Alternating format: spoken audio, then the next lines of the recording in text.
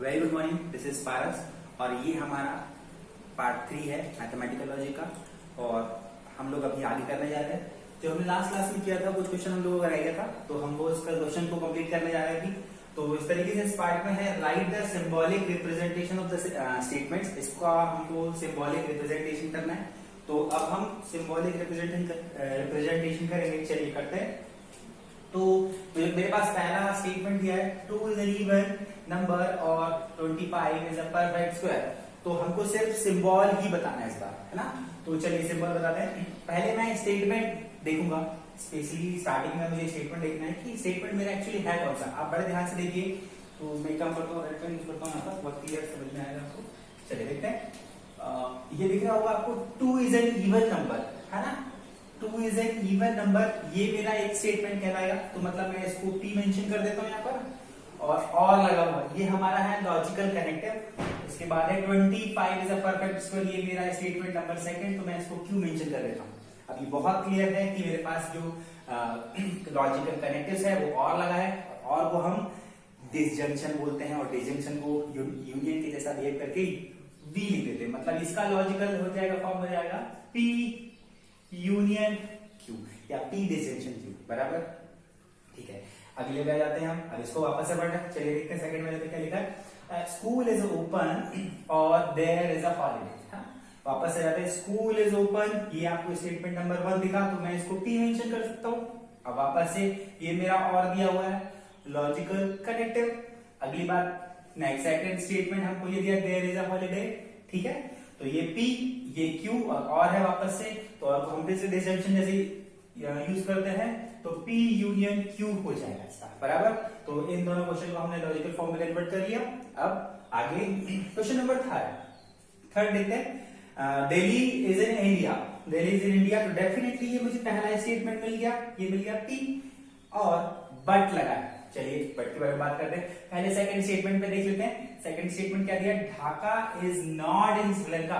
तो बहुत क्लियरली अब बहुत सारे लोग जनरली इसको क्या करने वाले हैं, फटाफट इसको बना देंगे Q, जल्दी से इसको Q बना देंगे, उसके बाद आगे बढ़ेंगे। लेकिन मैं आपको क्लियरली बता दूं कि मुझे स्टेटमेंट, जब भी मैं स्टेटमेंट को पढ़ने जाता हूं तो मुझे पहले ही क्लियर करना है मैं सिंपल स्टेटमेंट को स्टेटमेंट कंसिडर करूंगा। जैसे मैंने दिल्ली इज इन इंडिया, तो मैंने ये P स्टेटमेंट ले लिया। अगर मैं सेकंड वाले स्टेटमेंट पे जाता हूं तो Dhaka is not in Sri Lanka लिखा है। एक्चुअली इसका ओरिजिनल जो स्टेटमेंट कहलाएगा वो कहलाएगा Dhaka is in Sri Lanka. Dhaka is in Sri Lanka is the statement that is Q, है ना। तो Q होगा ढाका इज इन श्रीलंका। तो हमको दिया हुआ है Dhaka is not in Sri Lanka, that mean this is negation of Q। तो ये स्टेटमेंट होगा नेगेशन ऑफ Q। अब बात क्लियर है? हाँ जी। तो हम लोग देखते हैं। अब बट का हमेशा इस्तेमाल हम लोग एंड जैसा करते हैं। ध्यान रखिएगा, हम लोग जब भी जो कंजंक्शन यूज करते हैं, कंजंक्शन ही है ये, एंड लगा होता है या बट लगा होता है, इन दोनों का मतलब कंजंक्शन होता है। दैट मींस ये मेरा इंटरसेक्शन या कंजंक्शन या बट या फिर एंड बोलूंगा मैं, और इन दोनों का लॉजिकल फॉर्म हो जाएगा P conjunction negation of Q। Done. वापस से हमें सोचे तो वापस देखते हैं। देयर इज इंडिया स्टेटमेंट हो गया मेरा P, बट लगा है तो बट एंड जैसा बिहेव करेगा, so that is conjunction। अब Dhaka is in Sri Lanka is a statement number second, that is Q। तो हम जब वहां पे नॉट लगा हुआ है, अगर नॉट लगा हुआ तो वो नेगेशन ऑफ Q हो जाएगा। इसलिए P इंटरसेक्शन या फिर P conjunction negation of Q is the logical form of the statement number 3। चलिए हम फोर्थ वाले देखते हैं बात। फोर्थ में एक स्टेटमेंट हमको इस फॉर्म में दिया हुआ है ना, इनइक्वालिटी फॉर्म में दिया हुआ है। इससे कोई मतलब नहीं, हमको फिलहाल इसकी ट्रुथ वैल्यू तो निकालनी नहीं है। ये हमारा हो जाएगा P एक statement if and only if. ध्यान से देखिए, ये एक लॉजिकल कनेक्टिव है। हमने पढ़ा हुआ था इफ ओनली या इफ एंड ओनली इफ, ये वही दोनों चीज सेम है। ये कनेक्टिव, ये जो सेकंड लिखा हुआ स्टेटमेंट दैट इज Q, कहीं नॉट लगा हुआ है, नहीं लगा है, दैट मींस ये P एंड ये वाला Q हो जाएगा। अब आगे बढ़ते हैं। मुझे लॉजिकल कनेक्टिव को पहचानना है। If and only if is the, ध्यान करिए, इफ एंड ओनली जो होता था हमारा वो होता था डबल इंप्लीकेशन में। सिंगल इंप्लीकेशन में तो आपको पता है इफ देन होता था। अगर इफ एंड ओनली इफ लगा होता था तो ये डबल इंप्लीकेशन फॉर्मेट है। दैट मींस डबल इंप्लीकेशन ये वाला साइन, तो इसका लॉजिकल फॉर्म हो जाएगा P डबल इंप्लीकेशन Q। क्या मेरी बात समझ आ रही है? ठीक है, डन। तो इसको फटाफट आप नोट कर लीजिए, तब तक मैं आगे लिखता हूं। ओके,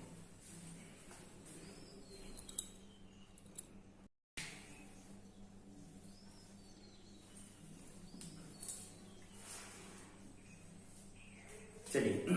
तो जैसे हम लोगों ने अभी प्रीवियस क्वेश्चन किया, अब मुझे क्या करना है, find the truth value of the statements. मेरे पास कुछ स्टेटमेंट्स दिए हैं जिनकी मुझे ट्रूथ वैल्यू निकालनी है, ठीक है। चलिए ट्रूथ वैल्यू निकालते हैं। तो इसके लिए मुझे कुछ डेफिनेटली ध्यान रखना पड़ेगा चीजों को। चलिए ध्यान से देखते हैं। लिखा हुआ क्वेश्चन नंबर फर्स्ट में 3 इज अ प्राइम नंबर, है ना, and 4 is a rational number. तो ध्यान से देखते हैं, अब आपको सभी को बहुत क्लियर होगा कि प्राइम नंबर वो कौन कौन से नंबर होते हैं। तो प्राइम नंबर वो सारे नंबर्स होते हैं जो बाय सेल्फ और वन के अलावा किसी और से डिविजिबल नहीं होते, ठीक है। Prime numbers are those number which is not which is only divisible by itself and one only. तो हम जैसे 2 is a prime number, 3 prime number, 5 is a prime number, 4 is not prime number because 4 divided by 2, है ना, 4 2 से divide हो जाता है। 5 is a prime number क्योंकि ये 5 से और 1 से डिवाइड होता है। तो प्राइम नंबर होना चाहिए 3 इज अ प्राइम नंबर, तो डेफिनेटली ये ट्रू है। तो मैं इसको यहीं पे सॉल्व करता हूँ। 3 इज अ प्राइम नंबर, तो मुझे एक्चुअली इसकी ट्रुथ वैल्यू बतानी है, स्टेटमेंट की ट्रुथ वैल्यू बतानी है। तो 3 is a prime number, that is right. तो एक काम करता हूं, पहले मैं इसको P लिख देता हूं। जो भी स्टेटमेंट है पहले पहचानता हूं। 3 इज अ प्राइम नंबर, ये मेरा एक स्टेटमेंट है P, सपोज ये P है, ठीक है। एक एंड लगा हुआ है, logical connective. And means conjunction, मतलब ये भी आ जाएगा ऐसा, डन। सेकेंड ये है 4 is a rational number. 4 is a rational number, ये सेकेंड वाला होगा Q। तो आप ध्यान से देखते हैं ट्रू एक्चुअली कौन कौन है। पहला वाला ध्यान से देखो क्या है, 3 इज अ प्राइम नंबर। ये स्टेटमेंट क्या ट्रू है, exactly 3 is a prime number, तो ये ट्रू होगा। तो मैं इसको यहां पे लिखता हूं, स्पेस नहीं मेरे पास, T। ये मेरा ट्रू है एग्जैक्टली। एंड लगाए तो मैं क्या लगाऊंगा, इसको कंजंक्शन लगाऊंगा, डन। अब आप आगे बात करते हैं, 4 is a rational number. Rational number है 4, एग्जैक्टली रैशनल नंबर है 4। तो मैं ये कैसा, ये भी ट्रू है, तो ये भी ट्रू हो जाएगा। अब आपको पता है अगर टीटी का इंटरसेक्शन या फिर टीटी का जब मैं कंजंक्शन करने जाता हूं ट्रुथ टेबल में, तो टीटी का हमेशा टी ही होता है ना। तो इसकी ट्रुथ वैल्यू क्या हो जाएगी, टी। तो पहले का आंसर क्या हो गया, टी, डन। चलिए सेकंड वाले बात करते हैं। All flowers are red. अब हम डायरेक्टली करेंगे, पी और क्यू एज्यूम नहीं करेंगे, डायरेक्टली बन जाएगा। देखिए ऑल फ्लावर्स आर रेड। अब आप मुझे बताइए क्या ये ट्रू है, एग्जैक्टली सारे फ्लावर्स रेड होते हैं, बिल्कुल नहीं, सारे फ्लावर्स रेड नहीं होते। तो ये हो जाएगा एक स्टेटमेंट जो कि फॉल्स। तो मैं इसको एफ मेंशन कर देता हूं, एफ। अब मुझे ढूंढना है लॉजिकल कनेक्टिव, यहाँ पे क्या यूज हुआ है, आप देखिए और लगा हुआ है, और लगा है तो मैं इसको डिसजंक्शन यानी वी लगा देता हूं, डन। अब सेकंड स्टेटमेंट पढ़ते, ऑल काउस आर ब्लैक। ये भी सरासर नाइंसाफी, ऑल काउस आर ब्लैक, ये भी रॉन्ग स्टेटमेंट है, तो ये भी हो जाएगा फॉल्स। अब आपको क्लियरली पता है ये तो डिसजंक्शन है, फॉल्स फॉल्स का डिसजंक्शन भी यानी कि यूनियन भी फॉल्स होता है ना, तो इसका भी हो जाएगा फॉल्स। तो हमारी इसकी ट्रुथ वैल्यू जो हो जाएगी, इसको मैं फॉल्स यूनियन फॉल्स, इसको फॉल्स लिख देता हूं, लास्ट में लिख देते हैं, ज्यादा क्लियर रहेगा, ठीक है। चलिए आगे बढ़ते हैं क्वेश्चन नंबर 3 की तरफ। क्वेश्चन नंबर 3 में क्या दिया हुआ, if Mumbai is in Maharashtra. पहले बताइए मुंबई महाराष्ट्र में है, हाँ है बिल्कुल, ठीक है। Mumbai is in Maharashtra, that is statement. ये स्टेटमेंट कैसा, ट्रू है, तो मैं इसको टी मेंशन कर देता हूं, डन। आगे बात करते हैं देन। देखिए ध्यान से भी देखिए क्या लिखा हुआ, इफ देन यूज हुआ है, आपको पहले तो समझ में आना चाहिए यहाँ पे, धीरे धीरे ये हो जाएगा इफ देन। तो इफ देन में आपको पता होगा ये इफ देन वाला कंडीशनल था, इफ एंड इफ ओनली वाला था बाय कंडीशनल, है ना। इफ एंड इफ ओनली वाला था बाय कंडीशनल, और इफ देन वाला था only conditional, one directional arrow, है ना। तो इफ देन लगाए तो मैं कौन सा लगाऊंगा, एरो, ये वाला वन डायरेक्शनल एरो, ये, ठीक है। इफ देन मतलब वन डायरेक्शनल एरो हो गया, कंडीशनल स्टेटमेंट्स ट्रू। और अब मुझे सेकंड स्टेटमेंट लगाता हूं। सेकंड स्टेटमेंट में क्या दिया, Delhi is the capital of India. हाँ बिल्कुल, Delhi is the capital of India, तो ये मेरा कैसा हो जाएगा, ट्रू। अब मुझे बताइए, अब कंडीशनल स्टेटमेंट में ध्यान करिए, वापस से रिकॉल करते हैं। कंडीशनल स्टेटमेंट में क्या था, हमारी कंडीशनल स्टेटमेंट में था कि जब भी कॉन्ट्रैक्ट प्रोमिस में जब भी ब्रेक होता है उस केस में फॉल्स आता है, अदरवाइज ट्रू आता है। फिर से रिकॉल करते, क्या बोला मैंने बोला कि जब भी फॉरवर्ड डायरेक्शन में टीएफ मिलता था वो एफ होता था, अदरवाइज सारे ट्रू होते थे। तो तो फॉरवर्ड डायरेक्शन में टी एफ है क्या? नहीं। तो फॉरवर्ड डायरेक्शन में टी एफ फॉल्स होता था, अदरवाइज ट्रू। तो मतलब इसका लॉजिकल जो स्टेटमेंट का फाइनल रिजल्ट रहेगा ट्रू। तो हम यहां पर लिख देते हैं, ये हो जाएगा ट्री T2T, ये हो जाएगा ट्रू। डन। फोर्थ की बात करते हैं। फोर्थ में लिखा है milk is white. Milk is white, definitely सफेद ही होता है वैसे तो, अब बॉर्नवीटा डालोगे तो बात अलग है ना। मिल्क इज वाइट, तो ये जो स्टेटमेंट है ये ट्रू है। मैं यहां पे लिखता हूं, इधर काम करते रेडी यूज करते हैं, ये टी हो गया ट्रू, मिल्क इज वाइट। अब क्या लगा हुआ यहाँ पे ध्यान से देखिए, if and only if. If and only if मतलब डबल इम्प्लीकेशन, सिंगल इम्प्लीकेशन तो ओनली इफ देन था, डबल इम्प्लीकेशन मतलब इफ एंड ओनली इफ। तो ये हो जाएगा डबल इम्प्लीकेशन, भाई साहब डबल साइड है ना। Sun rises in the east, now sun rises in the east, definitely सही ट्रू स्टेटमेंट है, 1000 बार पढ़ दिया बचपन से। तो ट्रू और ट्रू। बाय कंडीशन में भी हम देखते हैं, बाय कंडीशनल भी एक्चुअली एक टाइप का वन डायरेक्शनल कंडीशनल स्टेटमेंट होता था। इस डायरेक्शन से फॉरवर्ड डायरेक्शन भी कंडीशनल देख लो, टीएफ उधर फॉल्स आएगा, रिवर्स डायरेक्शन में टीएफ ढूंढो उधर भी फॉल्स आएगा। तो टीएफ तो उधर दोनों साइड से नहीं, अदरवाइज फॉल्स नहीं होगा। इसका लॉजिकल वैल्यू हो जाएगी ट्रू। क्या मेरी बात समझ आई आप लोगों को? डन। तो इस तरीके से हमने 4 क्वेश्चन कर लिए ये, जिनकी हमको ट्रुथ वैल्यू फाइंड करनी थी स्टेटमेंट्स की, है ना। मतलब इन स्टेटमेंट्स में बेसिकली हमको देखना था कि ये स्टेटमेंट्स इंडिविजुअली लॉजिकली ट्रू है या फॉल्स है, फिर with the help of connectives इनकी ओवरऑल वैल्यू, जो ओवरऑल लॉजिकल स्टेटमेंट बनेगा कंपाउंड वाला, वो भी कैसा है, हमको दोनों चीजें करनी थी। और ये बहुत आसान है, अगर आप ध्यान से पढ़ा होगा तो डेफिनेटली बनेगा। और चलिए आगे बढ़ते हैं।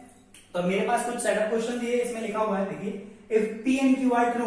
अगले क्वेश्चन में लिखा है कि मेरे पास पी क्यू आर ऐसे 4 स्टेटमेंट्स मिलेंगे, मतलब उनके कॉम्बिनेशन से मिलके बना है मेरा स्टेटमेंट्स। तो अब मैं देखता हूं पी एंड क्यू, 2 मेरे स्टेटमेंट है पी एंड क्यू, वो ट्रू है, उनकी लॉजिकल ट्रुथ वैल्यू ट्रू है, और आर और एस जो है वो फॉल्स है। डन। पी क्यू ट्रू है, आर एस फॉल्स है। तो मुझे स्टेटमेंट बताना है कि जो कंपाउंड ओवरऑल स्टेटमेंट है उसकी ट्रुथ वैल्यू ट्रू आएगी या फॉल्स आएगी, वो ऊपर को बताना है। ठीक है, चलिए फर्स्ट वाले पे देखते हैं कैसे करना है इसको।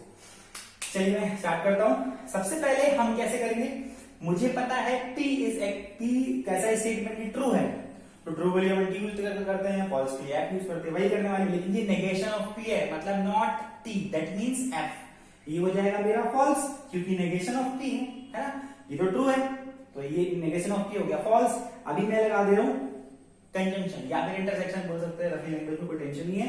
क्यू इज ऑल्सो ट्रू, तो मैं यहाँ टी लगा देता हूं, है ना।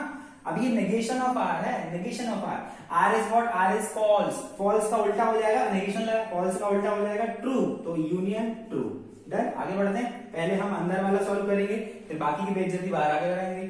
ठीक है, चलिए आगे बढ़ते हैं। टी वर्सेस ये बहुत नाइस देखिए अंदर। चलिए तो टी का यूनियन तो टी होता है, तो कोई टेंशन नहीं, ये जाएगा टी, तो मैं इसको ऐसा लिख देता हूं या इसको हटा दो, कोई टेंशन नहीं, इन दोनों का टी हो जाएगा। और ट्रू और फॉल्स के बीच में इंटरसेक्शन कुछ नहीं होता, मतलब खाली, मैंने बताया था आपको कि टी को आप एक यूनिवर्सल सेट समझ सकते हैं, यूनिवर्सल सेट, और एफ को एक एम्प्टी सेट, दोनों के बीच में बाई चांस कुछ कॉमन निकलेगा, दैट इज एफ। तो ये वापस से क्या आ जाएगा, फॉल्स। मतलब इस वाले स्टेटमेंट, कंपाउंड स्टेटमेंट की ट्रुथ वैल्यू हमको मिलेगी फॉल्स। देखिए बहुत ज्यादा आसान है, आप देखेंगे इसको, हम और भी आगे करते हैं, और भी आगे करेंगे। चलिए इसको देखते हैं। P इज ट्रू लिखा है मैंने, तो मैं पहले P के प्लेस में T लिख देता हूं, ट्रू। इंटरसेक्शन या conjunction, negation of R, R is what, R तो R और S मेरा फॉल्स था, R और S मेरा फॉल्स था, तो मैंने फॉल्स का उल्टा हो जाएगा ट्रू। बिल्कुल, अभी ये इंटरसेक्शन लगाया या कंजंक्शन बोल देते हो इसको। नेगेशन ऑफ Q तो मेरा भाई साहब ट्रू था, उल्टा हो गया false. Union S is what, false, तो मैं इसको फॉल्स लगा देता हूं, है ना।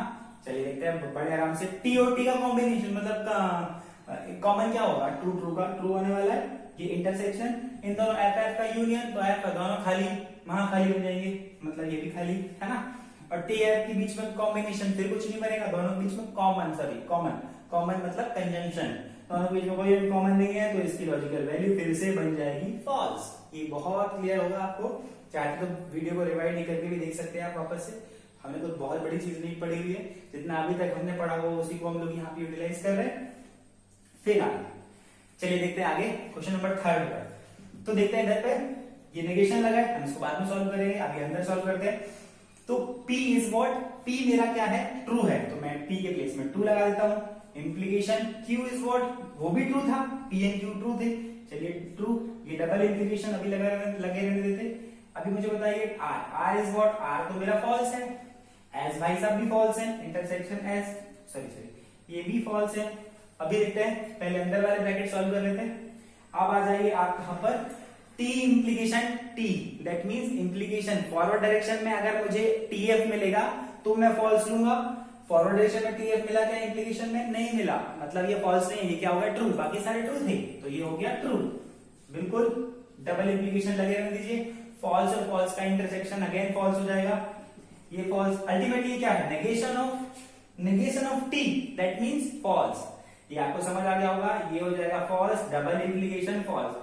तो आपको पता है डबल इम्प्लीकेशन में हम किसको फॉल्स लिखते थे, डबल इम्प्लीकेशन मतलब इम्प्लीकेशन, दो इम्प्लीकेशन, फॉरवर्ड डायरेक्शन में इम्प्लीकेशन और बैकवर्ड डायरेक्शन में इम्प्लीकेशन को हमको अप्लाई करना है। बड़े आराम से सोचिए, क्या टीएफ फॉरवर्ड डायरेक्शन में टीएफ मिलेगा तो फॉल्स करेंगे, फॉरवर्ड में टीएफ है क्या, नहीं है, तो मतलब फॉरवर्ड के हिसाब से ट्रू होना चाहिए। बैकवर्ड डायरेक्शन में देखो, बैकवर्ड डायरेक्शन में क्या आना चाहिए, टीएफ होना चाहिए, टीएफ है क्या, नहीं है, मतलब दोनों तरफ एफ एफ है, तो हमेशा ये कैसी वैल्यू मिलेगी इसकी, ट्रू। क्या मेरी बात समझ आ रही होगी, मेरे हिसाब से आपको बात समझ आनी चाहिए, इसकी ट्रुथ वैल्यू जो हो जाएगी टी हो जाएगी। आगे हम बात करते हैं स्टेटमेंट्स की बात। फोर्थ वन में हम वापस से करने जा रहे हैं, P is actually true but negation of P is false हो जाएगा। फॉल्स इम्प्लीकेशन Q तो मेरा ट्रू है, P और Q ट्रू थे, तो मतलब ट्रू लगा देता है ना। ये इंटरसेक्शन R और S दोनों ही मेरे फॉल्स हैं, जैसे क्वेश्चन में गिवन है, ये भी फॉल्स हो गया।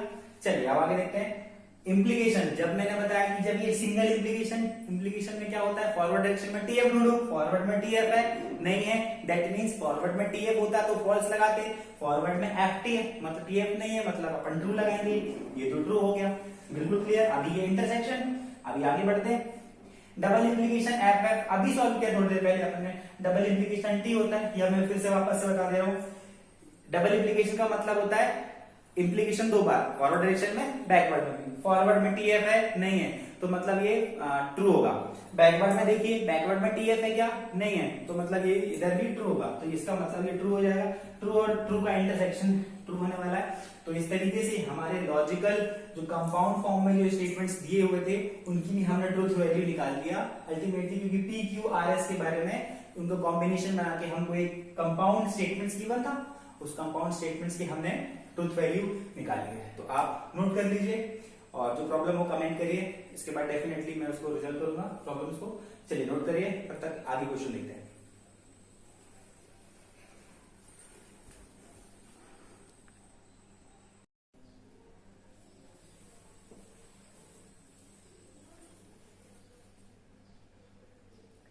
चलिए अब नेक्स्ट क्वेश्चन की बात कर देते हैं हम। अब हमको जो एक्सरसाइज 1.1 महाराष्ट्र बोर्ड में दी हुई है ये एक्सरसाइज में, और वैसे मैं क्लियरली बता दूं कि अगर सीबीएसई स्टूडेंट्स भी अगर इस वीडियो को देख रहे हैं तो सीबीएसई में भी बिल्कुल बहुत सारे एग्जाम्पल सेम टू सेम दिए हुए हैं। और बल्कि मैं तो बोलता हूँ अगर महाराष्ट्र बोर्ड की बात करते हैं तो महाराष्ट्र बोर्ड के जो सिलेबस आया है, वो जो चैप्टर दिया है हमारा लॉजिकल मैथमेटिक्स, वो उसमें कंटेंट ज्यादा दिया हुआ है, एग्जाम्पल ज्यादा हुए हैं। तो सीबीएसई क्लास 11 जो चैप्टर नंबर 10 दिया है आपका मैथमेटिकल रीजनिंग, उसमें जितना भी कंटेंट दिया है 4-6 पन्ने में शायद 4 एक्सरसाइज में खत्म कर दिया उन्होंने, लेकिन इसमें आपको इतना कंटेंट मिलेगा और ब्रीफली मिलेगी सारी चीजें। प्रैक्टिस के लिए बहुत बढ़िया है। ठीक है, हम लोग आगे बढ़ते हैं, exercise Maharashtra board exercise solve करते हैं। 1.1 जो हमको दिया है वेदर स्टेटमेंट्स आर ट्रू और फॉल्स। ठीक है, चलिए हम ट्रू और फॉल्स चेक करने वाले स्टेटमेंट्स की, बहुत आसान है, हमने पहले भी पढ़ा हुआ एग्जांपल्स में। अभी हम एक्सरसाइज सॉल्व करने जा रहे हैं। चलिए 5 + 4 = 11, बहुत टफ है, शायद नहीं बनेगा, लेकिन हम कोशिश कर देते हैं, शायद ये 5, 4, 9, 11 बराबर नहीं होते, दैट मींस ये स्टेटमेंट फॉल्स हो गया। डन। सेकंड बात करते हैं, x - 3 = 14। अब मुझे एक बात बताइए बहुत क्लियरली, हम लोग वापस से रिकॉल करने जा रहे हैं चीजें। x की मैं जब भी वैल्यूज डालूंगा, आप देखिए अगर मैंने x की वैल्यू, वैसे 14 का आने वाला है 17, है ना, 17 में से 3 जाएगा तब बनेगा 17 - 3 = 14। मतलब हम लोग यहाँ पे क्या करने वाले, किसी x की किसी एक वैल्यू के लिए तो ये सेटिस्फाई कर जाएगा, है ना, बट अगर x की बाकी वैल्यू जैसे 0 डाल दिया मैंने, तो 0 डाल दिया तो क्या सेटिस्फाई करेगा, नहीं करेगा। कोई और नंबर डाला 19 डाल दिया तो ये सेटिस्फाई नहीं करेगा। दैट मीन्स ये डिपेंडिंग अपॉन द सिचुएशन कि अगर x की डिफरेंट डिफरेंट वैल्यूज के लिए अलग अलग आंसर मिलेंगे, एक बार के लिए सेटिस्फाई करेगा किसी एक वैल्यू के लिए, बाकी वैल्यूज के लिए नहीं कराएगा। ऐसे एक्चुअली स्टेटमेंट्स को हम बोलते हैं ओपन स्टेटमेंट या open sentences, sorry open sentences बोलते हैं। और ये स्टेटमेंट के अंदर नहीं आते तो हम इसको वैसे ही मेंशन करेंगे कि ये this is not an statement. ठीक है, डन। चलिए आगे बढ़ते हैं। ये स्टेटमेंट क्यों नहीं होगा, मैं वापस से रिकॉल कर दूं, क्योंकि यहाँ पर x की डिफरेंट डिफरेंट वैल्यूज में अगर डालता हूं तो उसके आंसर अलग अलग आने वाले, क्यों मेंशन नहीं है वैल्यू। तो अगर जब मैंने बोला था कोई भी क्वेश्चन आए आपके सामने, आप उस क्वेश्चन को दुनिया में जहां जहां अलग अलग जगह ले जाकर उसके रिएक्शन या फिर उसके आंसर ढूंढेंगे। अगर हर जगह रिएक्शन और आंसर उसके सेम टू सेम मिलते हैं एग्जैक्टली, तो वो हमारा स्टेटमेंट कहलाएगा, अदरवाइज वो स्टेटमेंट हमारा नहीं कहलाएगा। तो इसके लिए हम डिफरेंट डिफरेंट एक्स की वैल्यू लेंगे तो उसके लिए वो अलग अलग आने वाला वैल्यू, तो ये स्टेटमेंट ही नहीं कहलाएगा। फिलहाल बात करते हैं क्लोज द डोर। ठीक, मेरे को नहीं करना बंद, आप शायद कर दोगे, डेफिनेटली हमारी वही डेफिनेशन वहां पे आ गई। तो स्टेटमेंट्स नहीं कहलाएगा, तो ये बोलेंगे स्टेटमेंट, मैं बोलूं नॉट स्टेटमेंट, है ना, नॉट अ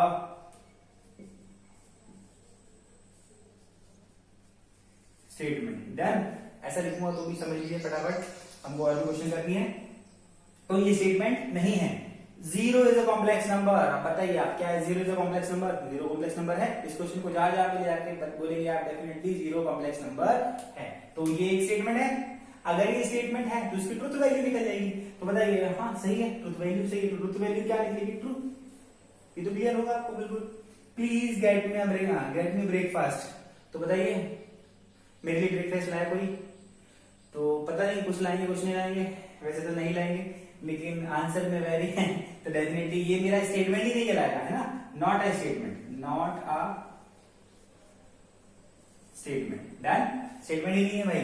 चलिए क्वेश्चन नंबर 6 की बात करते हैं। Congruent triangles are similar, congruent triangles are similar. Class 10th का ये बहुत प्यारा हमारा चैप्टर था ट्रायंगल्स, उसमें हमने पढ़ा था कि सारे, वापस से रिकॉल करना है, वापस से क्या था, जो सारे कॉन्ग्रुएंट ट्रायंगल हैं वो एक्चुअली सिमिलर होते हैं, but not all similar triangles are congruent. याद होगा कि क्या बोला था मैंने, फिर से बोल देता हूं, सारे कॉन्ग्रुएंट ट्रायंगल्स सिमिलर ट्रायंगल्स होते हैं, बट सारे सिमिलर कॉन्ग्रुएंट नहीं होते।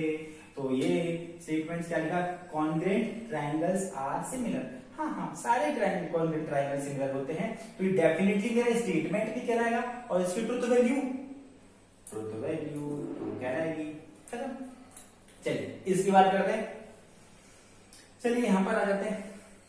X square equal to x की वैल्यू 0 डालूंगा तो ओके डन, सही है। 1 डालूंगा तो ओके डन, -1 डालूंगा तो ओके डन, ट्रू। तीनों केसेस में ट्रू। जैसे मैंने 2 डाला, 7 डाला, 9 डाला, 8 डाला, तो वैल्यूज मेरी डिफरेंट डिफरेंट आने लगेगी। मतलब ये मेरा एक ओपन स्टेटमेंट, ओपन सेंटेंस है, इसको हम स्टेटमेंट नहीं बोलेंगे, not a statement. Done, statement ही नहीं भाई, क्यों नहीं है? क्योंकि इसके आंसर एक्स के अलग अलग वैल्यू रखने के अलग अलग आंसर्स मिलने वाले हैं। कोई 0 के लिए, 1 के लिए और -1 के लिए इक्वल होता है, अदरवाइज इक्वल नहीं होता। दैट मींस ये वेरी करेगा तो स्टेटमेंट नहीं। आगे बढ़ते हैं। Quadratic equation can not have more than 2 roots. वापस से, quadratic equation can not have more than 2 roots. पहली बात तो क्वाड्रेटिक इक्वेशन जिसको बोलते हैं, इसकी मैक्सिमम पावर x, वेरिएबल की पावर कितनी होती है 2, उसके अगर x की जितनी भी मैक्सिमम पावर होती है उतने ही रूट्स मिलते हैं। जैसे अगर मैं बोलूं कि x की पावर 3 वाली कोई इक्वेशन है तो उसके 3 रूट्स मिलेंगे मैक्सिमम, है ना, जितनी पावर होती है उतना ही मिलते हैं। क्वाड्रेटिक इक्वेशन में मैक्सिमम वेरिएबल की डिग्री कितनी होती है, पावर कितनी होती है, तो पावर होती है 2, तो वह मैक्सिमम जो रूट्स मिलेंगे उसके कितने, 2 मिल सकते हैं। वही बात बोली, quadratic equation can not have more than 2 roots. Exactly सही बात है, स्टेटमेंट है, और ये हो जाएगा मेरा ट्रू। डन, चलिए आगे बढ़ते हैं। क्वेश्चन नंबर 9 जो लिखा है, डू यू लाइक मैथमेटिक्स। मेरे को तो बहुत पसंद है, आप लोग को पता नहीं, आंसर में वेरी। आर्ट्स वालों से जाके पूछो तो मना कर देंगे, चलो आर्ट्स छोड़ो, और भी डिफरेंट डिफरेंट साइंस वालों से पूछो, बायो वालों से पूछो तो मना कर देंगे, क्या को मैथ्स नहीं है। चलिए, तो डेफिनेटली ये आंसर में वेरी डेफिनेटली, तो ये not a statement, not a statement. ये चाइनीज लिख रहा हूं, चिंग चोंग, समझ लीजिएगा, है ना, Chinese, sorry not corona. The sun sets in the west, चलिए बढ़ते हैं। The sun sets in the west, तो हाँ sun rise in the east and sets in the west, sorry है ना, जुबान निकल गई। चलिए तो ये भी तो घोर सत्य है, अघोर सत्य है, तो ये बिल्कुल स्टेटमेंट होगा और ये इसकी ट्रुथ वैल्यू टी होगी। ये शायद टी देख नहीं रहा है, मेरा रेड पेन ना कर रहा है, बोले मत लिखो, अगुण सत्य है, परम सत्य है, ठीक है। All real numbers are whole numbers, क्या सारे रियल नंबर होल नंबर होते हैं? All real numbers are whole number, सारे रियल नंबर। वापस से क्या -1 भी रियल नंबर है? हाँ, क्या वो भी होल नंबर है? ना बाबा, गलत। तो पहली बात तो ये स्टेटमेंट होगा, स्टेटमेंट है, तो ये ट्रूथ है या फॉल्स है इसकी बता दीजिए ट्रुथ वैल्यू। तो ये डेफिनेटली हो जाएगा फॉल्स, क्योंकि सारे रियल नंबर होल नंबर नहीं होते, लेकिन हाँ सारे होल नंबर रियल नंबर होते हैं। खत्म सी बात है, इतना खत्म क्वेश्चन, उतना खत्म आंसर, फॉल्स। चलिए आगे बढ़ते। Can you speak in Marathi? वाह what a question. Can you speak in Marathi? लवकर करा, मेरे को तो नहीं आती, थोड़ा बहुत सीख रहा हूँ, गालियां समझ रही हैं, बट बहुत अच्छी लैंग्वेज है। Can you speak English? तो जैसे मेरे जैसे पूछोगे तो शायद मैं मना कर दूं, आप सभी लोगों से आती होगी, है ना। तो डेफिनेटली आंसर में आएगी। तो ये मेरा स्टेटमेंट नहीं है, not a statement, done, not a statement. Question number 13 देखिए क्या लिखा, x² - 6x -7 = 0 when x = 6। इन्होंने बोला है कि दिस इज इक्वल टू 0 है ना, when x = 6। चेक करना पड़ेगा, पहले बताओ ये स्टेटमेंट है क्या नहीं। स्टेटमेंट है, क्योंकि इन्होंने पता क्या करना, अगर ये इतना दिया होता क्या, x² - 6x - 7 = 0, तब हम बोलते हैं x की बहुत सारी वैल्यू के लिए अलग अलग, कुछ के लिए सही होता है ये 0 होता, कुछ के लिए नहीं होता, तब ये ओपन सेंटेंस होता और स्टेटमेंट नहीं होता। लेकिन इस बार उन्होंने बोला कि when x की वैल्यू 7 पे बताओ, ये है नहीं, डन। तो स्पेसिफाइड है पूरा, तो ये स्टेटमेंट तो होगा पहली बात। अब मुझे ट्रूथ वैल्यू चेक करनी कि वेदर इट इज ट्रू और फॉल्स। तो देखिए 7 रख के देखता हूँ, 7 7 का 49 होता है मेरे हिसाब से, तो इतना मैंने पढ़ा 49 है, और एक तो 7 यहाँ रखेंगे, 7 6 42 और 7 देन 49। तो एग्जैक्टली ये इक्वल टू 0 हो रहा है, 7 पुट करने पे 0 हो रहा है, तो स्टेटमेंट है। और दूसरी बात ये ट्रू भी हो गया, तो फटाफट इसको ट्रू लिख देते हैं, ट्रू भाई साहब, डन, स्पेस नहीं है, आप समझ लीजिए ट्रू हो गया। रीजन क्यों, मैंने फिर से बता देता हूँ, ये वैन अगर नहीं होता तो इतना स्टेटमेंट जो लिखा हुआ ये स्टेटमेंट नहीं कहलाता। एक्स की डिफरेंट वैल्यूज के लिए डिफरेंट आंसर होते, 0 होता है, 0 नहीं होता, 2 ट्रूथ वैल्यू होती, कभी फॉल्स होती, कभी ट्रू होता है, एक साथ, है ना। इसलिए हम इसको तब एक सेंटेंस को स्टेटमेंट कंसीडर नहीं करते, लेकिन उन्होंने स्पेसिफाइड कर दिया कि एक्स की वैल्यू सिर्फ 7 डालना है, सिर्फ 7 डालना है, तब बताओ। तो अगर 7 स्पेसिफाइड है तो ये हो गया मेरा एक स्टेटमेंट। अगर स्टेटमेंट है तो अब हमको ट्रूथ वैल्यू चेक करनी, हमने 7 डाला, देखा 0 आता है, बाबा आ गया 0, बिंदास ट्रू, नहीं आता तो हम फॉल्स डाल देते। क्लियर, चलिए आगे बढ़ते हैं। तो अब मुझे क्या करना है, क्वेश्चन नंबर 14 की तरफ जाते हैं। क्वेश्चन नंबर 14 देखो क्या दिया, sum of cube roots of unity is 0।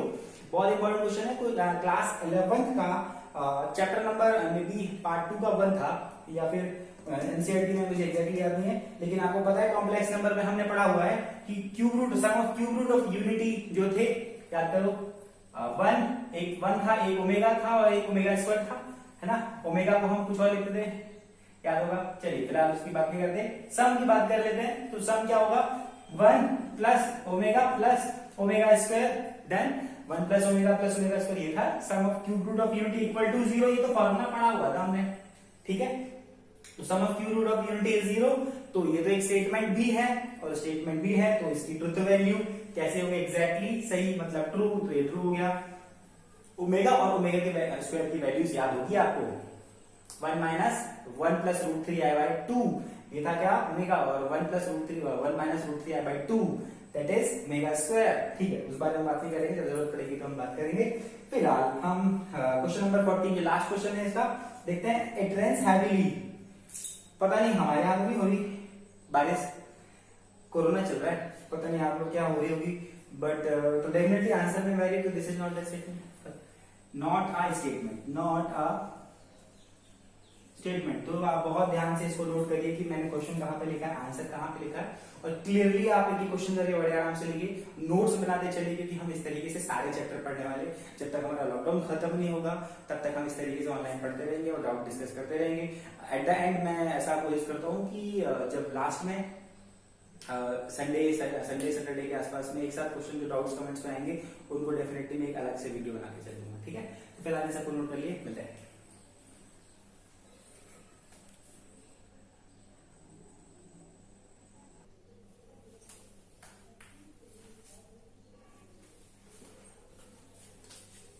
चलिए अब लोग हम आगे करने जा रहे हैं। अब नेक्स्ट क्वेश्चन में हमको कुछ क्वेश्चन दिए हुए हैं। राइट कंपाउंड स्टेटमेंट सिंबॉलिकली, सिर्फ हमको सिंबॉलिकली लिखना है इन कंपाउंड स्टेटमेंट्स को।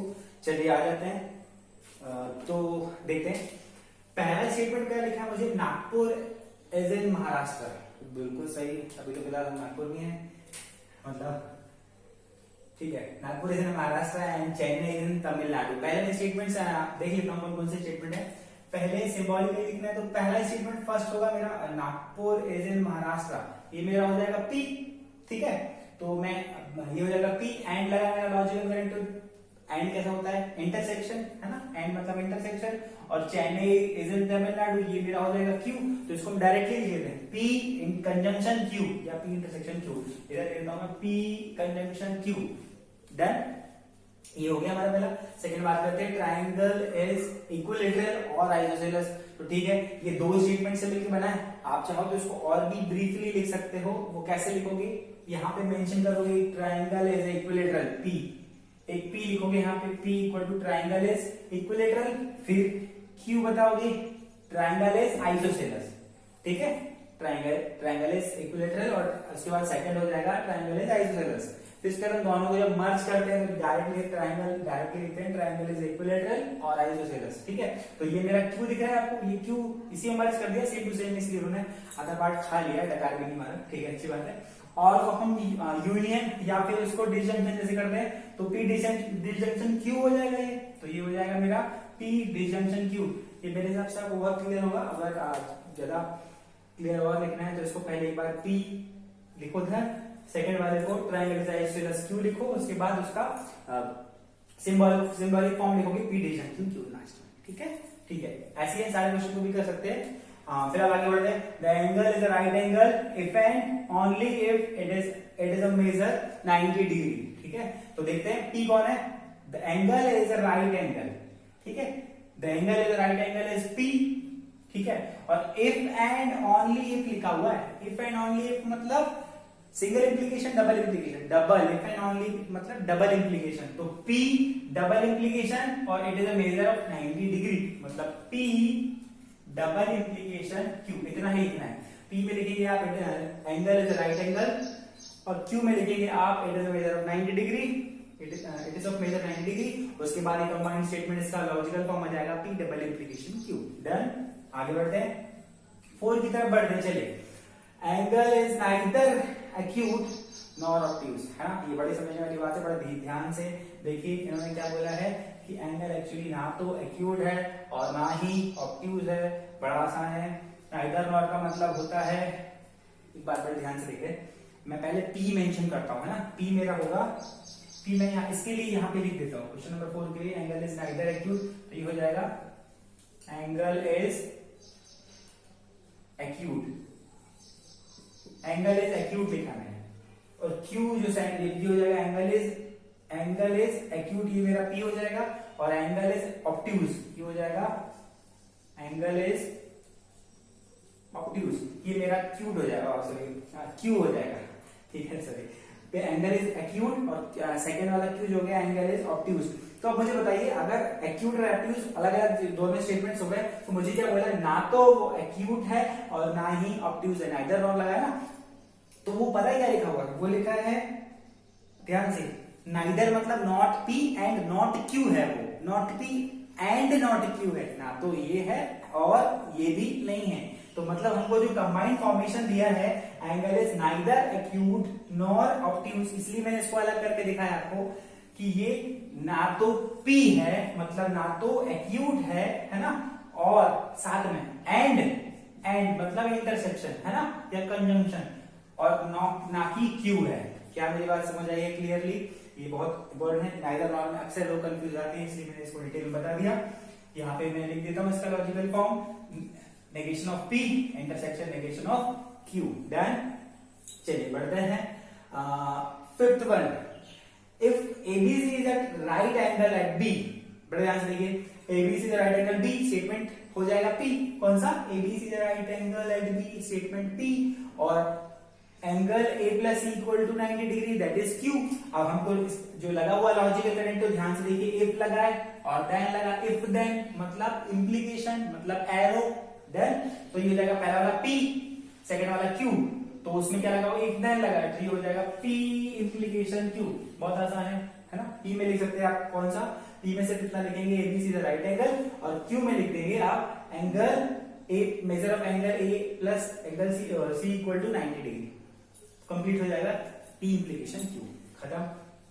चलिए बात करते हैं आगे, ठीक है, आगे बात करते हैं क्वेश्चन नंबर 6 की तरफ बढ़ते हैं। क्वेश्चन नंबर 6 में ध्यान से देखिए, हिमा दास विंस गोल्ड मेडल।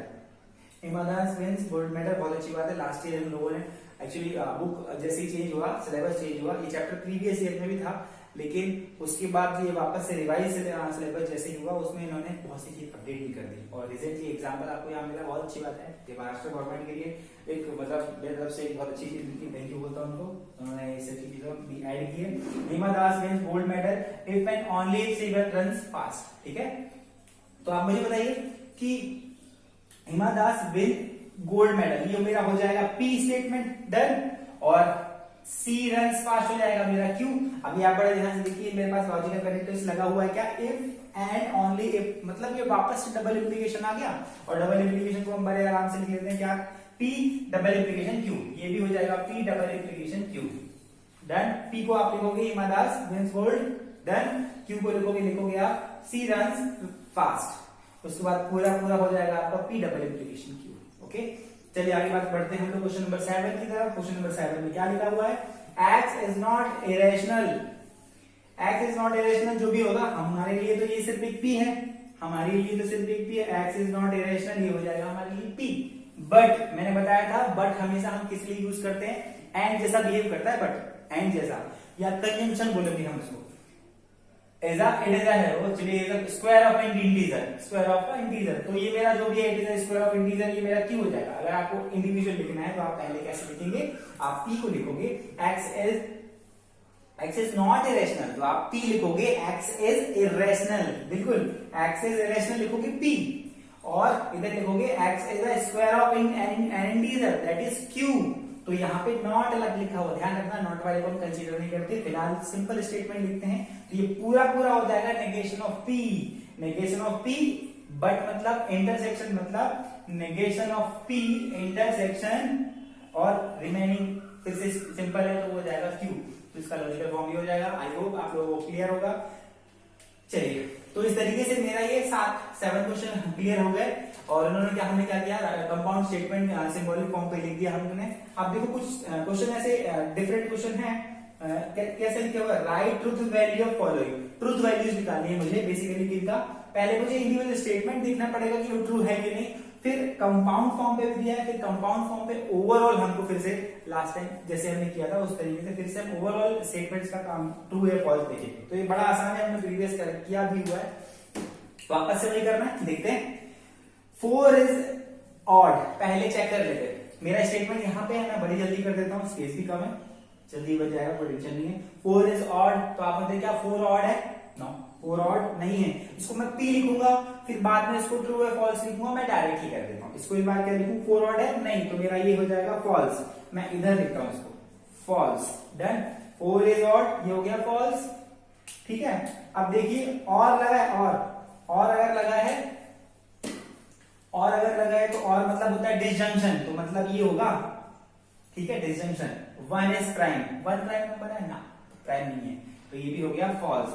तो फॉल्स और फॉल्स का यूनियन या डिसजंक्शन भी फॉल्स होता है, ये सब क्लियर होगा। पहले का आंसर हमारा ये आ गया, फर्स्ट डन हो गया। आगे बढ़ते हैं, क्वेश्चन देखो क्या लिखा है। 64 इज अ परफेक्ट स्क्वायर, हाँ 64 तो परफेक्ट स्क्वायर है बिल्कुल। तो इसके लिए मैं पहले वाले स्टेटमेंट के लिए यहां तक लगा हुआ है, इसके लिए मैंने पी लिख दिया, पी नहीं बाद में पी क्यों छोड़ो, पहले अपन डायरेक्टली क्या कर लेते, ट्रू है ये 64 इज परफेक्ट स्क्वायर, हाँ ट्रू है तो मैंने ट्रू लिख दिया। देन कनेक्टिव कौन सा लगा हुआ, एंड, एंड मतलब होता है कंजंक्शन, मतलब वापस से ये है ना। अब सेकंड स्टेटमेंट जाओ, 46 अ प्राइम नंबर, 46 प्राइम नंबर है नहीं, prime number is which is divisible by 1 and itself, है ना, के अलावा किसी और से डिविजिबल ना हो, तो 46 तो डिविजिबल होता है 23 से, 23 शायद, हाँ बिल्कुल, तो ये फॉल्स हो गया, तो मेरा टी इंटरसेक्शन है, टी और एफ का इंटरसेक्शन मतलब दोनों में कॉमन लेने का है, कॉमन क्या हो जाएगा, फॉल्स हो जाएगा, तो इसकी लॉजिकली वैल्यू हो जाएगी फॉल्स हो गया। डन। क्वेश्चन नंबर 3 की बात करते हैं हम, 3 क्वेश्चन में क्या दिया है, 5 is a prime number, 5 is a prime number and 7 divides 94। अब अगर यहाँ पे 7 डिवाइड्स 94 बोला है तो हम कंप्लीटली ही समझ के चलेंगे, कंप्लीटली डिविजन की बात किया है ना, वैसे तो किसी को भी डिविजन कर देंगे हम 9.382783 करके, खैर वो मजाक की बातें हैं, फिर आगे बढ़ते। 5 is a prime number, 5 prime number है, हाँ 5 प्राइम नंबर है क्योंकि 1 और इटसेल्फ से डिवाइड होता है, उसके अलावा किसी से नहीं होता, तो ये मेरा ट्रू है। एंड लगा है मतलब इंटरसेक्शन, और 7 डिवाइड्स 94 नहीं, डिवाइड्स नहीं करता कंप्लीटली, इसलिए ये मेरा फॉल्स हो जाएगा। अभी आप देखिए intersection T intersection F, that is F, मतलब ये भी फॉल्स हो जाएगा मेरा, इसकी लॉजिकल वैल्यू हो जाएगी फॉल्स। देखिए फोर्थ, अब फोर्थ ये भी हो गया, ये भी हो गया, फोर्थ की बात करते हैं। फोर्थ में लिखा हुआ it is not true that this is a real, complex form दिया है, this is a real number, मतलब पहले एक काम करो, मुझे पता थोड़ा सा कॉम्प्लेक्स लग रहा है, ये कैसा कॉम्प्लेक्स क्वेश्चन वाला कॉम्प्लेक्स लग रहा है ना, ठीक है। It is not true that this is a real number, एक ही क्वेश्चन है, आपको इसमें उल्लू बनाने की कोशिश किया, लेकिन हम उल्लू बनेंगे नहीं। देखो आप पहले नॉट को खा लो, पहले नॉट को छोड़ दो, भूल जाओ, बड़े आराम से पढ़ो। It is true that this है ना इज अ रियल नंबर। अब मुझे बताओ, नॉट को अलग कर दिया, it is true that this is a real number, क्या ये रियल नंबर है? हाँ बाबा, this is complex number, 3i लिखा हुआ है, आई मतलब आयोटा, आई मतलब आयोटा, सॉरी मिक्स कर दिया मैंने, इसमें मैच कर दिया, ये आई मतलब आयोटा, तो आपको पता है मैंने नॉट को अलग कर दिया, तो it is true that 5 minus 3i is a real number, तो ये फॉल्स हो गया, मतलब हमने नेगेशन हटाया हुआ है पहले से, बिना नेगेशन के ये फॉल्स है, फॉल्स है, तो मतलब नेगेशन के अंदर फॉल्स है, ऐसे ही समझिए ना, नेगेशन को अलग कर दिया कि ये it is true that this is a real number, तो ये अंदर का तो फॉल्स है, ये रियल नंबर नहीं है, ठीक है। अब नॉट लगा हुआ, नॉट एफ, तो मतलब हो जाएगा ट्रू, अल्टीमेटली इसकी लॉजिकल वैल्यू हो जाएगी ट्रू। क्या मेरी बात समझे? बोला है सेंटेंस थोड़ा हमने उलट पुलट कर दिया, कई बार हमको कंफ्यूजन होता है, ऐसे हम कुछ चीजें स्किप करके नॉट वाला नेगेशन को अलग करके पढ़ के रीड करके बहुत क्लियरली सॉल्व कर सकते हैं। तो इसकी ट्रुथ जो वैल्यू आ गई वो आ गई टी, ट्रू, ठीक है।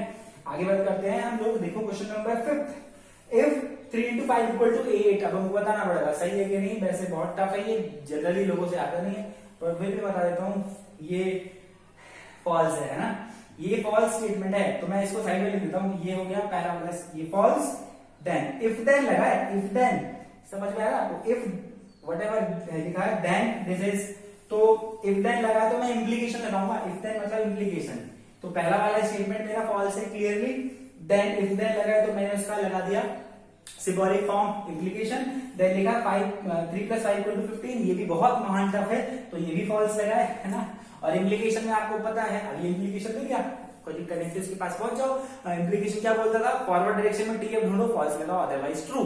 क्या बोला मैंने, फॉरवर्ड डायरेक्शन में जब भी जाएंगे वो होता है फॉल्स, अदर फॉरवर्ड डायरेक्शन में टीएफ में फॉल्स, अदरवाइज ट्रू। फॉरवर्ड में टीएफ है क्या, नहीं, मतलब ये ट्रू होने वाला है, इसकी लॉजिकली वैल्यू मिल जाएगी टी, मतलब ट्रू, ये भी क्लियर होगा। डन, ठीक है। आगे बात करते हैं क्वेश्चन नंबर 6 की बात करते हैं। Question number 6 is what, milk is white if and only if sky is blue. देखो कितना महान क्वेश्चन है, बोल रहा है मिल्क व्हाइट है तभी तभी इसीलिए जो है आकाश आसमान का रंग नीला है। वाह कितनी अच्छी बात है। चलो फिर ये स्टेटमेंट पढ़ना है हमको, मिल्क इज व्हाइट। चलिए बात करते हैं स्टेटमेंट, हमको जो पी दिया हुआ फर्स्ट वाला स्टेटमेंट कौन सा है, मिल्क इज व्हाइट, क्लियर। तो ये ट्रू है या फॉल्स है, तो डेफिनेटली ट्रू है, तो मैं इधर तो साइड में, ये ट्रू है मेरा, मिल्क इज व्हाइट। अब इफ एंड ओनली इफ मतलब double implication, done, double implication के लिए मैं डबल एरो लगा देता हूं, clear. If and only if sky is blue, sky is blue, तो ये ट्रू है, तो मैं टी लगा देता हूं। तो अभी मुझे वापस बताइए, हमने पहले भी किया टी डबल इंप्लीकेशन टी, जब भी डबल इंप्लीकेशन आता है आप दोनों डायरेक्शन से टीएफ ढूंढ लो, फॉरवर्ड डायरेक्शन में टीएफ है क्या नहीं, तो इधर भी ट्रू आएगा, बैकवर्ड डायरेक्शन में टीएफ है क्या नहीं, तब भी ट्रू आएगा। दैट मींस ओवरऑल इसकी जो ट्रूथ वैल्यू हो जाएगी वो हो जाएगी ट्रू। डन, ये भी होगा। ठीक है, लास्ट वन क्वेश्चन लास्ट दिया हुआ है 24 is a composite number, 24 is a composite number और 17 is a prime number, 17 is a prime number। चलिए देखते हैं 24 is a prime composite number। अब composite number का मतलब मैं बता देता हूँ आपको। composite number एक्चुअली वो नंबर्स होते हैं जो कोई दो नंबर्स के प्रोडक्ट से मिलकर बने होते हैं, और वो दो नंबर कौन कौन से होगा, दोनों के दोनों होल नंबर होगा। अगर मैंने बोला कोई 5 बोला, 5 कंपोजिट नंबर है क्या, तो 5 का मल्टीप्लाई करने पर 5 जो है 1 into 5 इक्वल टू 5 होता है ना, तो 1 into इक्वल टू 5 होता है, तो 5 मेरा कंपोजिट नंबर नहीं कहलाएगा। रीजन, क्योंकि 1 मेरा होल नंबर नहीं है। वो सारे नंबर कंपोजिट नंबर कहलाते हैं जो बने हुए हैं किसी दो होल नंबर के प्रोडक्ट के बाद। ठीक है, तो 24 6 into 4 होता है, डेफिनेटली दोनों के दोनों होल नंबर है, तो ये मेरा कैसा हो जाएगा, कंपोजिट नंबर है। वापस से बोल रहा हूँ, कंपोजिट नंबर वो नंबर होते हैं जो दो होल नंबर्स के प्रोडक्ट से मिलके बने होते हैं, रिजल्टेंट होते हैं। तो मैं ये बोलता हूँ 24 इज कंपोजिट नंबर, या एग्जैक्टली दिस इज ट्रू। और लगा है, और मतलब डिसजंक्शन ये लो, वी लगा दिया मैंने, वी वर्सेस वाला व्हेन, या 17 is a prime number, 17 is a prime number, exactly हाँ 17 प्राइम नंबर है, तो ये भी टी हो गया। मुझे बता दीजिए कि टी और टी का यूनियन आ जाएगा ट्रू। तो इस तरीके से हमारे ये सारे क्वेश्चन हो गए। हमने ये 1.1 एक्सरसाइज के बहुत सारे क्वेश्चन कर लिए। अब देखते हैं, अगर चैनल को बीच में सब्सक्राइब लाइक करते रहिएगा, शेयर करते रहिएगा। मैं और प्रॉब्लम्स देखता हूँ, अगर प्रॉब्लम्स मिली होगी टाइम को देखते हुए, अदरवाइज हम चैनल आज यही कंप्लीट करेंगे, मिलेंगे नए वीडियो में। Okay, bye bye. वैसे मैं कंप्लीट करने की कोशिश करता हूँ, अदरवाइज क्वेश्चन कम होंगे तो हम आगे बढ़ेंगे। बहुत थोड़ा पार्ट बचा हुआ है, देखते हैं हम इसको नेक्स्ट वीडियो में ही कंप्लीट कर पाएंगे। चलते हैं, बाय बाय, जय हिंद।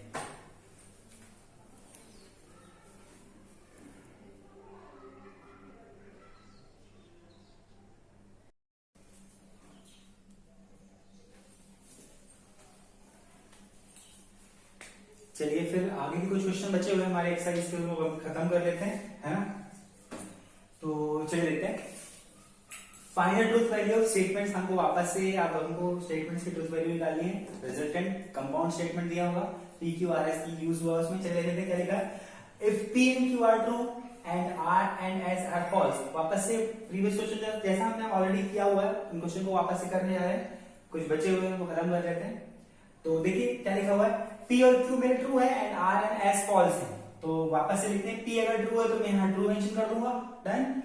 यूनियन, ये है डिसजंक्शन मतलब यूनियन, इसको मैं वैसे ही एज इट इज लिख देता हूँ। चलिए पहले अंदर सॉल्व करेंगे। क्यू इज ट्रू तो इसको ट्रू लिख दिया, ये दैट इज इंटरसेक्शन वापस से।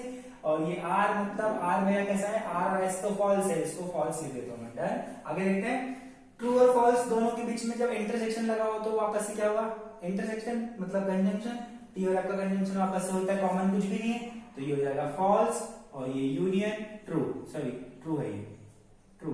तो ट्रू और फॉल्स का जब हम यूनियन लेंगे तो डेफिनेटली ये हो जाएगा ट्रू, क्योंकि यूनियन में कोई एक भी होता है, तो ये यूनिवर्सल साइड, ये एपिटी साइड, तो यूनिवर्सल साइड। ठीक है, आगे बढ़ते हैं, सेकंड वाले करने जाते हैं। सेकंड वाले पे जो लिखा हुआ हम बढ़ते हैं आगे।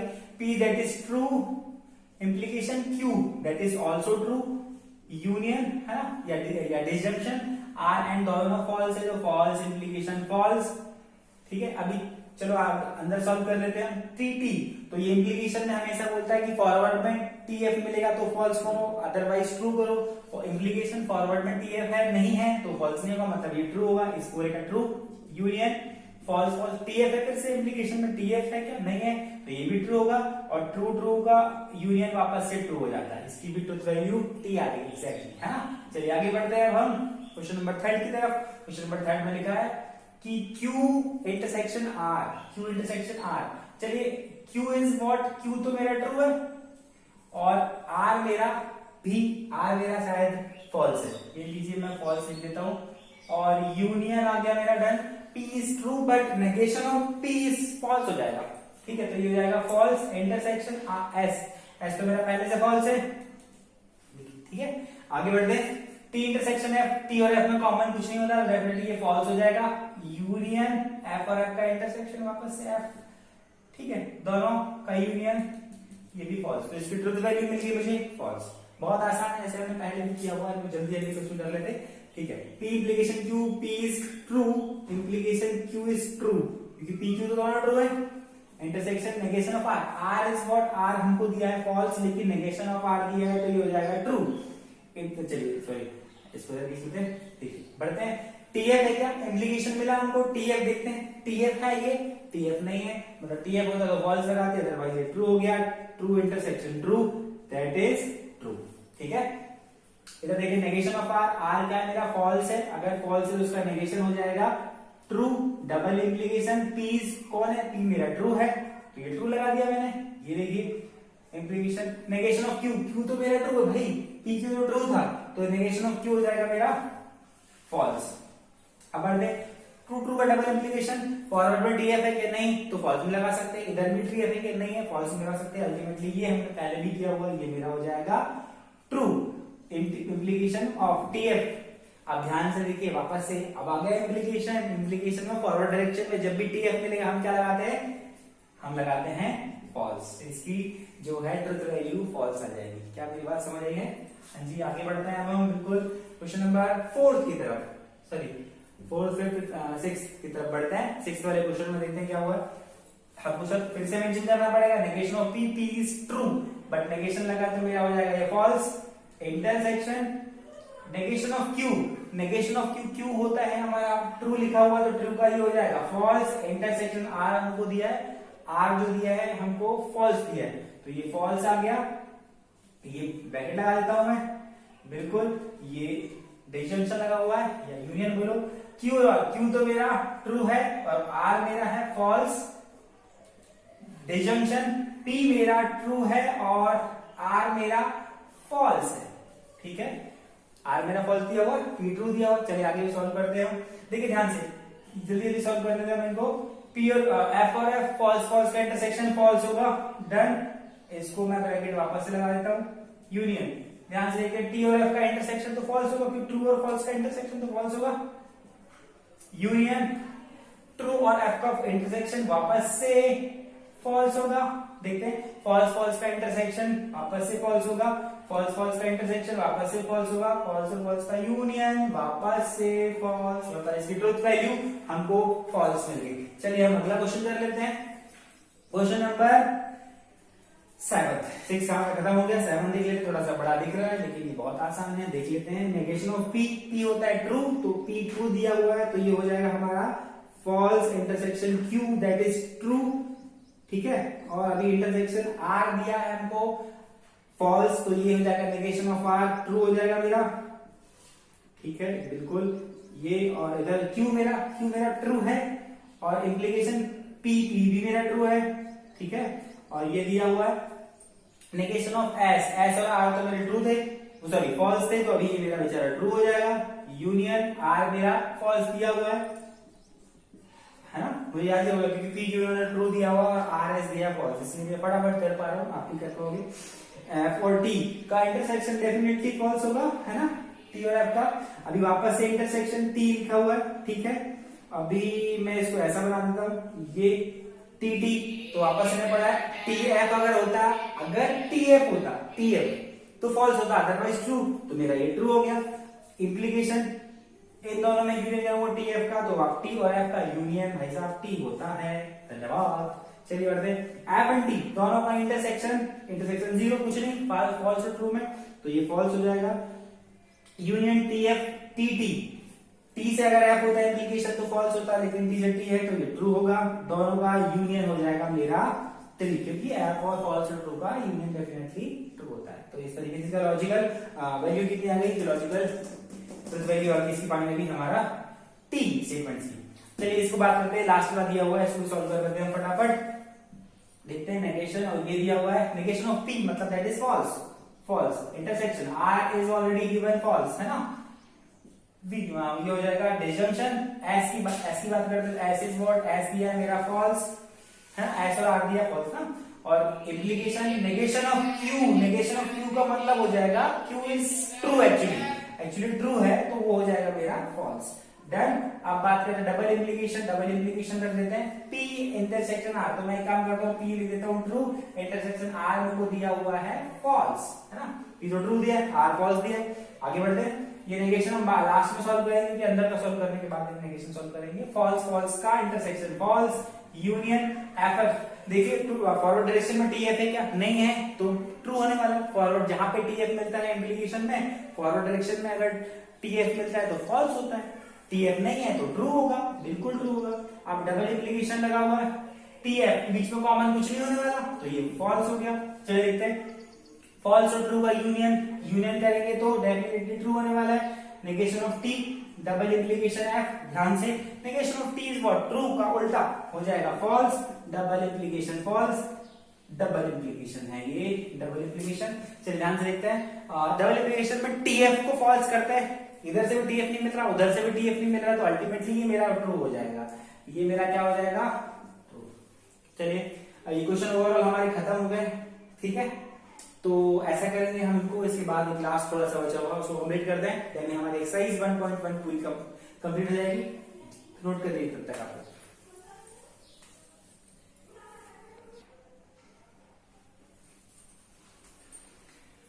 तो चलिए हम लोग जो आगे कुछ लास्ट पार्ट बचा हुआ है उसको कंप्लीट कर लेते हैं। हमको इस बार write the negation of the following, मुझे नेगेशन लिखना हुआ होगा इन कुछ 5 क्वेश्चन जो दिए हुए हैं, फटाफट कर लेते हैं इनको और खत्म करते हैं। ये exercise 1.1, Tirupati is in Andhra Pradesh, तो मुझे नेगेशन लिखना है, तो एक काम करते हैं, नेगेशन लिखने के लिए आप जो है बहुत क्लियरली सिर्फ नॉट का यूज कर रहा है, नेगेशन मतलब नॉट, तो इसको कोई स्टेटमेंट फॉर्म ही में ही लिखना है आपको। ध्यान देखिए, तिरुपति इज इन आंध्र प्रदेश, तो इसका जो आंसर होगा वो होगा तिरुपति इज नॉट इन, तो आप नॉट लगा दीजिएगा, यहाँ पर नॉट लगा दीजिएगा, मैं ऐसा मेंशन कर देता हूं, नॉट इन आंध्र प्रदेश आप यहां पर लगा लेंगे, एग्जैक्टली ये हो जाएगा। और रूट कर दिया ये बिल्कुल, 3 is not a root of the equation x² - 3x - 18 is equal to 0, तो ऑलरेडी नॉट लगा है, तो आपको पता है नेगेशन, जब भी कोई स्टेटमेंट में नेगेशन ऑलरेडी लगा होता है उसका हम नेगेशन लगाते हैं तो नॉर्मल सेंटेंस बन जाता है, मतलब बिना नॉट वाला। तो आप एक काम करो, 3 is not a root of the equation, इसका नेगेशन जो बनेगा वो बनेगा 3 इज अ रूट ऑफ, ये नॉट लास्ट में हट जाएगा, क्या आ जाएगा? आंसर जो होगा 3 is a root of the equation x² - 3x - 18 is equal to 0, 3 is not जो है वो हट जाएगा, एग्जैक्टली, ठीक है। अब आगे बात करते हैं, √2 इज अ रैशनल नंबर, तो इसको हम नेगेशन में आना है, तो हम इसको इरेशनल नहीं लिखना है हमको कि √2 इज इरेशनल लिख दिया, लेकिन नहीं, हमको वैसे एकदम नहीं जाना है, हमको सिर्फ नॉट में मेंशन करना है वहां पे। तो √2 इज अ रैशनल नंबर की जगह आप लिखिए √2 is not a rational number. Done. आगे बात करते हैं, polygon ABCDE is a polygon, तो डेफिनेटली अगर ABC होता तो ट्रायंगल 3 साइड्स, ABCD तो 4 साइड्स, तो इस बार ये जो 5 साइड्स वाला पॉलीगन क्या कहलाएगा? पेंटागन कहलाएगा, है ना। तो हमको क्या लिखना है? पेंटागन ABCD इज नॉट लगा देंगे हम बाद में आंसर में, देन ये हो जाएगा negation, pentagon ABCD is not a pentagon. Done. Last वाले क्वेश्चन पे देख लेते हैं, इसमें लिखा 7 + 3 > 5, ठीक है। इसको हम क्या कर सकते हैं, अब आपको लगेगा 7 + 3, इसका जो आंसर होगा ग्रेटर नॉट इक्वल टू 5 होगा, ग्रेटर नॉट इक्वल टू 5। वैसे कुछ लोग इसको समझने के लिए ऐसे नहीं समझ सकते, 7 + 3 तो लेस और इक्वल टू 5 भी बोल सकते हैं, लेकिन नॉट लगाना ज्यादा जरूरी है, जो अपने नेगेशन में मना करते हैं, तो ये ज्यादा काम करिएगा, इसको लिखिएगा। क्या मेरी बात समझ आई? इस तरीके से हमारी एक्सरसाइज 1.1 खत्म होती है, और आप मेरे चैनल को शेयर सब्सक्राइब करिए, और प्रॉब्लम जो भी आएंगी मैं और डिस्कस करूंगा। इसके साथ जय हिंद, बाय।